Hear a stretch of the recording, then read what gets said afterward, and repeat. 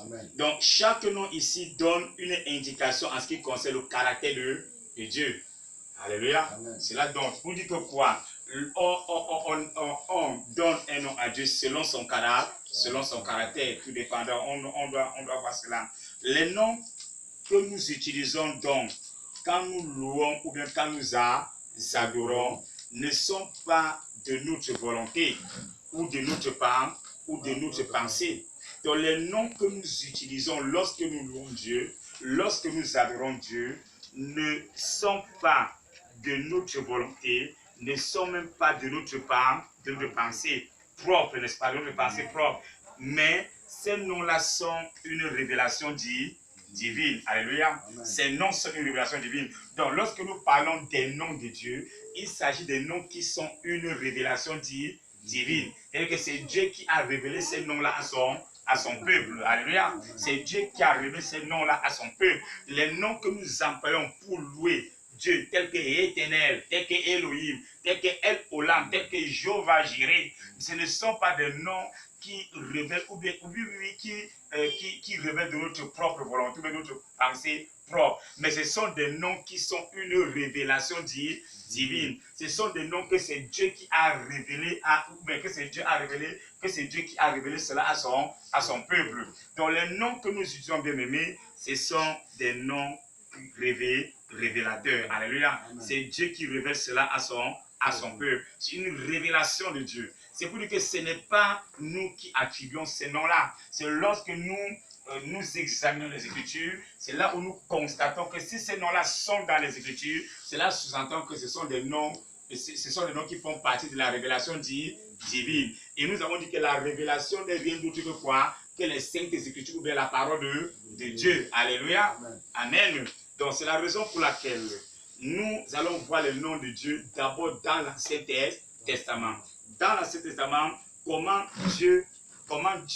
on appelle Dieu, ou bien quelles sont les appellations de Dieu. Et dans l'Ancien Testament, bien aimé, tout ce que nous allons donner, ce sont les noms hébreux. Alléluia. Parce que l'Ancien Testament a été écrit en hébreu, alors que le Nouveau Testament a été écrit en grec. Alléluia.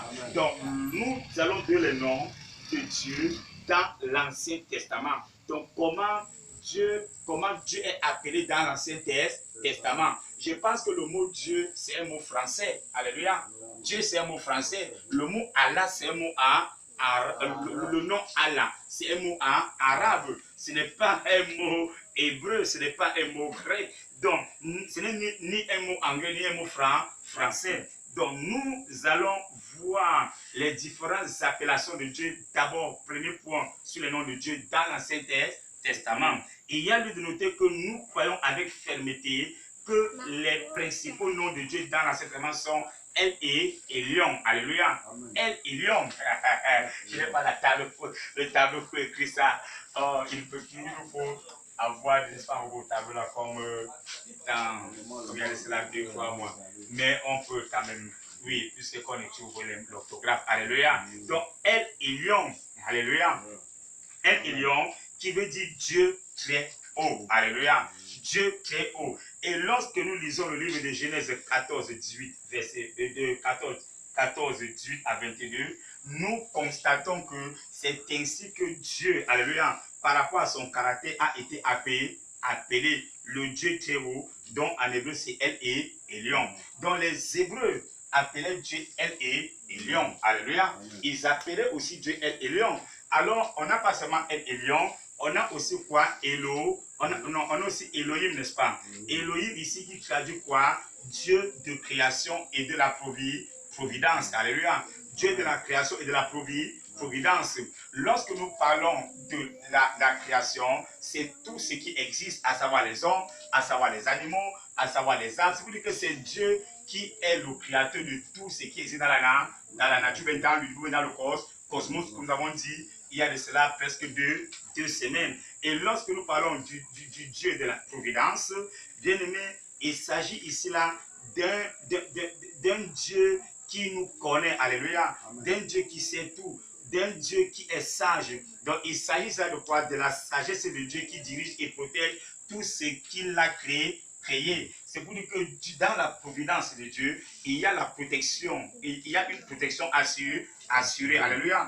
Dans la providence de Dieu, il n'y a pas seulement la protection, mais il y a aussi quoi, la directive. C'est pour dire que c'est Dieu qui nous donne la directive. En tout cas, c'est Dieu qui nous conduit. Alléluia. Il y a une conduite, donc c'est Dieu qui nous conduit. C'est lui notre conducteur. Donc, lorsqu'on parle de la providence, il s'agit de la sagesse de Dieu qui dirige et protège tout ce qu'il a créé. Lorsqu'on parle de la providence, il s'agit d'un Dieu qui connaît même notre destin. Il s'agit d'un Dieu qui a déjà préparé notre route avec lui. Il s'agit d'un Dieu qui connaissait déjà tout avant que le monde ne soit créé. Et comme avant que le monde ne soit créé, il nous avait déjà décidé à être quelque chose. Alléluia. Raison pour laquelle je sais que certains n'aiment pas parler de la prédestination. Donc, je vous dis que quoi? Dieu nous a déjà prédestinés à l'avance. Il avait déjà préparé, il nous avait déjà préparé sur ce chemin. Alléluia. Avant que nous ne naissions. Amen. Avant que nous naissions. Donc, lorsqu'on parle, bien-aimé, d'Élohim, cela traduit quoi? Cela traduit Dieu de la création et de la providence. Alors que El Elyon, c'est le Dieu très, très haut. Alléluia. Mais Elohim, c'est le Dieu de quoi? C'est le Dieu de la création et de la providence. Amen. C'est le Dieu de la création et de la providence. Lorsque nous regardons dans Genèse 1, alléluia, on dit au commencement, Dieu créa les cieux et la terre.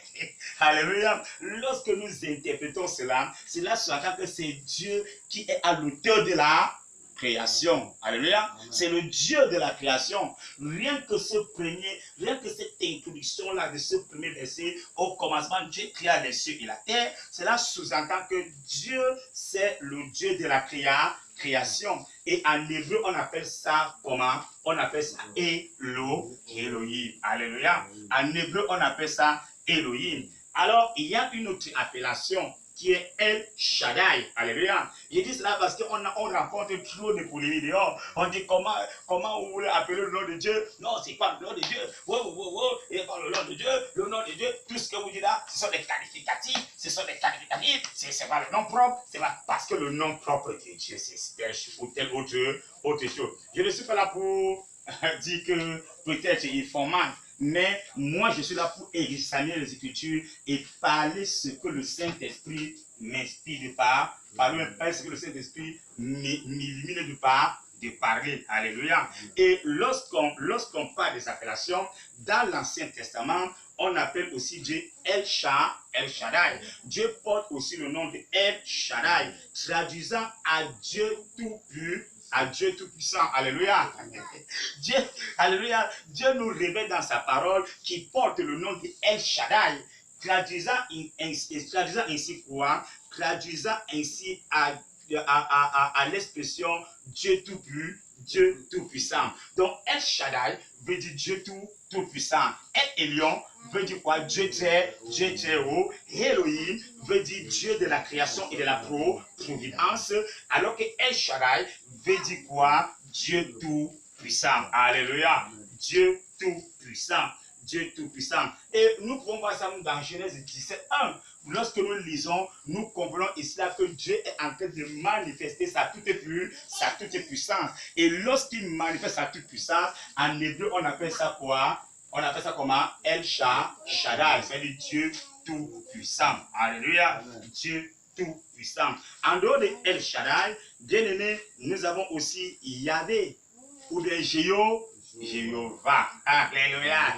Ah oui. Même Jéhovah, c'est le nom de Dieu. Même Jéhovah, c'est une autre appellation de Dieu. Et certains religieux préfèrent dire que l'unique nom de Dieu, c'est Jéhovah. Alléluia. Certains préfèrent. Nous ne refusons pas que Jéhovah, ce n'est pas le nom de Dieu. Mais nous voulons nous faire davantage comprendre que Dieu a plusieurs appellations dans la Bible. Alléluia. Et que chaque nom ici donné, et que chaque nom ici donné à Dieu indique quoi? Indique le caractère de Dieu, n'est-ce pas? Ou bien que chaque nom ici donne une indication en ce qui concerne le caractère de Dieu. Dieu dans son caractère est un Dieu très haut. Alléluia. Dieu dans son caractère, dans ses qualités, dans ses fonctions, alléluia, est un Dieu tout puissant. Dieu dans son caractère est un Dieu, alléluia, est un Dieu de la création et de la providence. Alléluia, amen. Et si on l'appelle Jéhovah, et si on l'appelle Yahvé, alléluia, cela désigne en français le mot était éternel. Alléluia. Donc Jéhovah ou Yahvé ou Yahweh, désigné en français par l'Éternel, renvoie simplement à celui qui possède la vie en lui-même. Donc Job avait dit celui qui possède la vie en lui-même. Job avait dit l'Éternel. Job avait dit celui qui possède la vie en lui-même. Donc la véritable explication du mot Jéhovah, c'est celui qui possède la vie en lui-même. Donc c'est une autre appellation de Dieu. Alléluia. Ce n'est pas l'unique appellation que nous avons, que nous découvrons, n'est-ce pas, dans la Bible hébraïque. Ce n'est pas l'unique appellation. Il est bien vrai, moi je suis d'accord avec les savants bibliques, que les Hébreux ne prononçaient pas le nom de Jéhovah n'importe comment. Alléluia. Il est bien vrai. Parce que les Hébreux au départ étaient aussi polythéistes et ils croyaient à une divinité, à des divinités dont la divinité suprême était elle. Alléluia. Était elle. Je suis d'accord. Mais n'oublions pas que même ces Hébreux-là avaient plusieurs façons d'appeler Dieu. Alléluia. Ils avaient plusieurs façons de désigner Dieu. Ils avaient plusieurs façons en tout cas, de confesser le nom de Dieu. Amen. Amen. Donc, Jéhovah, où il y avait en français, est désigné par l'Éternel, qui renvoie simplement à celui qui possède quoi? La vie en lui-même. Et on voit ça dans Genèse 2:4. Alléluia. Quand nous voyons ça, on comprend que, oui, quand nous voyons cela, on comprend que c'est ça.